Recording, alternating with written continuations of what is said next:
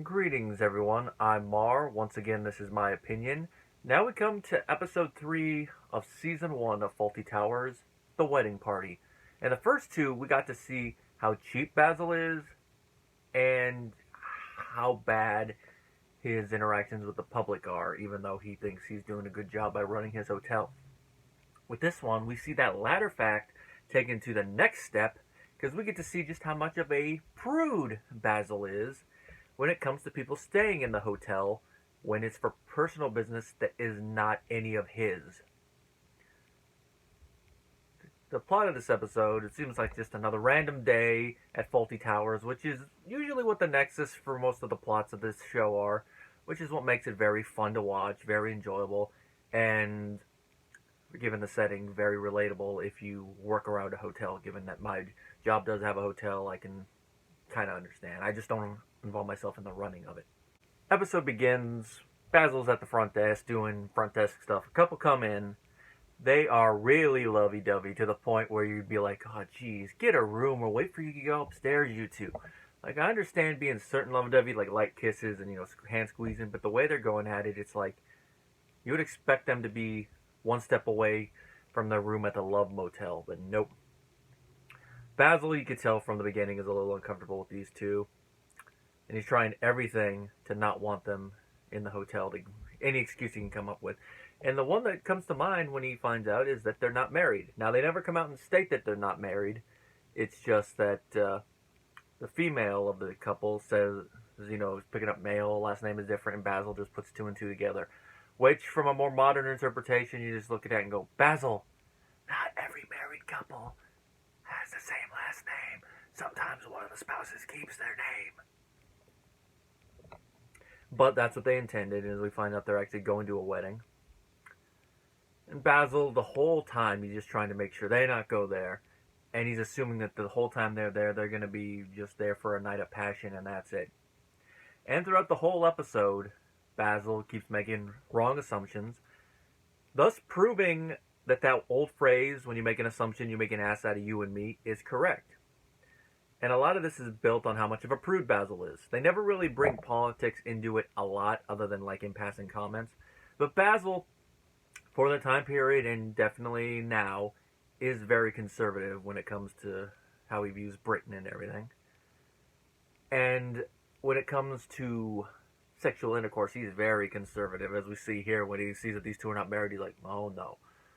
And then as the episode goes along and he thinks that they're having wild orgies up there with older couples, and even Polly getting involved because he sees her coming out of the room adjusting her outfit, he's like really like, oh, he thinks that this is scandalous and it's going to drag down the name of Fawlty Towers, something that he already does with his own antics himself, and he wants to put a stop to it. Meanwhile, while he's doing this, his wife, Sybil, is fine with the people coming in. And as we find out in the end, is because she actually knows the full story. She's the one that actually ends up telling Basil that they're there for a wedding and that the older couple are family of the younger couple, and Polly knows them from school. So there's a logical reason for everything going on. But if Basil knew that from the beginning, we wouldn't have any comedy, we wouldn't have an episode. So we have to have that little thing. So Basil not knowing, and given his personality, it makes sense he wouldn't ask the specific questions and he'd just make assumptions. So it really fits his character, and the whole thing around it just makes him the butt of the longest joke in the episode. And the way the episode is shot and edited, combined with how John Cleese plays everything off, he doesn't make super over-the-top facial expressions, but he emotes enough to where you look at it and go, oh my god, you know what's going through his head when you look at his face. And then when he finds out the truth, that's the closest we get to an over-the-top reaction, and it really does fit, and Cleese does a masterful job playing it off. If there's anything about this episode that surprises me is that the stepfather doesn't clock Basil at one point. Because given everything he does, you would think by episode's end, Basil would get a big putazo that he'd be bouncing off the walls, he'd be hit so hard. But nope, he doesn't. Stepdad just looks at him in judgment. Which is one of those things you're like, really? With how often Basil just keeps barging into the rooms, he doesn't get hit once? Very surprising, because I'm just basing that off the hotel policies of where I work, but maybe it's also year different, country difference. Or maybe it's just showing how much Basil is inconsiderate when it comes to his values and what he perceives to be wrongs at the hotel. Unlike the last episode, we actually get to see Polly's artwork this time. Definitely, it looks okay. I can definitely see from that if Basil not liking her art, but probably not the best in universe. But for the prop, it works. Of course, he's acting like it's lewd, but it didn't really look like lewd art from the angle I saw it at. And of course, her being old friends of the two main characters of the guests. Nice little bit of world building. Shows that she does have some friends out there. I mean, we know she has friends, obviously, but we actually get to see them in the episode. That's nice. Prunella doesn't really have much to work with other than, some talking. And, of course, talking with her friend who got left by her husband again going, I know. John Cleese already, mentioned his whole thing. Only other thing to note to mention about him is that he's reading Jaws in one scene in the bedroom. I never noticed this the first time I watched it. Then when I rewatched it a couple years ago, I'm like, wait a minute. Is that Jaws? He's reading Jaws. Nice. I have a feeling by the end of the book he'd be like, well, that was 3 evenings at home wasted. That's probably what he'd think about it. Because I can tell you, the movie's definitely better than the book. But the book is at least a decent read. But you can definitely say it is a book that was improved by being adapted to cinema. Especially the ending. Smile, you son of a... That's a lot better than a harpoon thing, even though it is kind of a take on the ending of Moby Dick. Only the villain animal dies, unlike in Moby Dick. Andrew Sachs, we get to see act a little bit different in this episode, and that's because Manuel gets drunk. He goes a little bit more over the top than what he normally is, but his character is drunk, and he's apparently a happy drunk, so it makes sense. Now, to contrast how much of a prude Basil is being, because of a few misunderstandings, the main guests are prudish towards Basil and Manuel, because they think that they're in same-sex situations at times. Now, I don't know if it's them just judging Basil in return, where they're like, oh, so he's judging us because he thinks we're gonna do something, or is making big assumptions, and yet there he is, right in the front room with the help. Or it could also be, this is the 70s, and some of the cultural attitudes about same-sex relationships were not as open-minded as they are now, so they could be really judging it towards like, hey, pre-marriage is alright, but same-sex, fuck these guys. Either way, it's a joke at Basil's expense. It's kind of sad to see Manuel dragged into it, but it's what happens during the circumstances. For Andrew, this episode is also notable for this being one of the 2 instances where he inadvertently took a stunt. Now this one is more of an... Both of them are accident, but this one is more a prop malfunction. What happened, it's the end scene where Manuel gets whacked on the head by Basil using a frying pan. So that old trope. Now what happens is the lights are off. There's some lights so you can actually see which characters are which. Basil was supposed to reach around, grab the prop one, and then whack Manuel up on the head. But he grabbed the wrong one because of the light, and then he whacks Andrew in the head, and then Andrew falls down. And if you did not know that that was not a dummied, or to use a wrestling term, gimmicked frying pan, you would think, oh, he's really selling it pretty well. But nope. Watching it back and noting that that was not a gimmicked one, it's like, oh, that's gotta hurt. No wonder he had a headache for a couple days. He got hit good there. Makes me wonder how long he was out on the floor, like, in between that scene. Did they, like, film it all, and then afterwards they're like, Andrew, are you okay? Or did they cut when he's like, oh, you hit me with the real one? Or you keep going, and afterwards he said, you hit me with the real one. And I know that the lighting made it impossible to notice, but I'm surprised the prop department did not think to put like a note, like grab this one, and then John just angle it so that the thing does not show.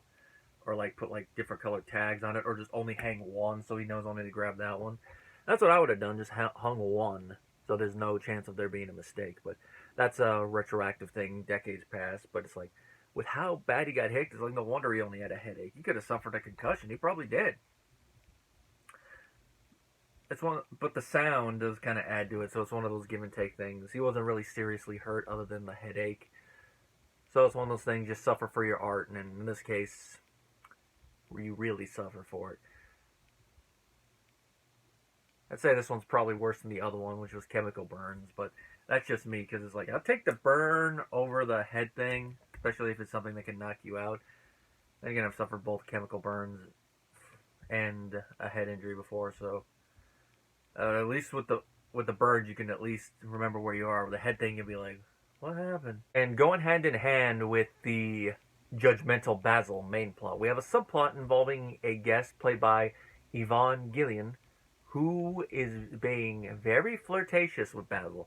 Like O'Reilly in the previous episode, she's kind of a one-note guest character, playing up, oh, she's French, loves her alcohol, she's very flirtatious. So if you could get past O'Reilly being a one-note Irish character, you should probably be able to get past her, especially since it goes hand in hand with Basil being a prude in this episode. Because it seems like she's very into Basil, whether she really wants to try to sleep with him or just being very friendly, and because of his mindset, he's taking it the wrong way, especially after she's had a couple. It's one of those things left to imagination. I view it could be a little bit of both, but more like she's being friendly and Basil just misinterpreting the situation. Either way, even if he wanted to try and act on it, with how we see Sybil, we know that if he got caught, Basil would be dead. And this is even made more clear in a later episode where Sybil really thinks that Basil is trying to step out on her.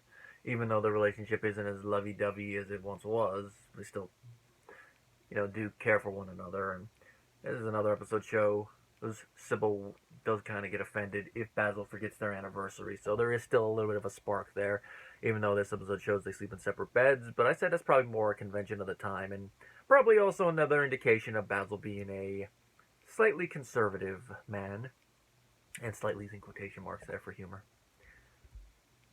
Funny thing is that Yvonne thought her accent sounded more Hungarian than French. It sounds French enough to me, but then again, I don't really remember off the top of my head what a Hungarian accent sounds like. If I think of one, it's usually... Was Jaja and Eva Gavor Hungarian? If they were, that's the only thing I have, and if that's the right accent, I could kind of see, but she did sound enough French for me. And she played it off pretty well. All in all, this episode's a pretty fun episode. Had a good main plot, the subplots are nice. Sad what happened with Andrew, though. For that something need to happen. Nice that Basil does get a little bit of his own prudeness thrown back at him, even though it's one of those things you scratch your head going, which is it? Is it one of the better episodes? Definitely in the running. I don't know if it would make my list of top 4 or 5, how many I decide to do by the end of this little review series. But definitely easily in the running, and a nice third episode.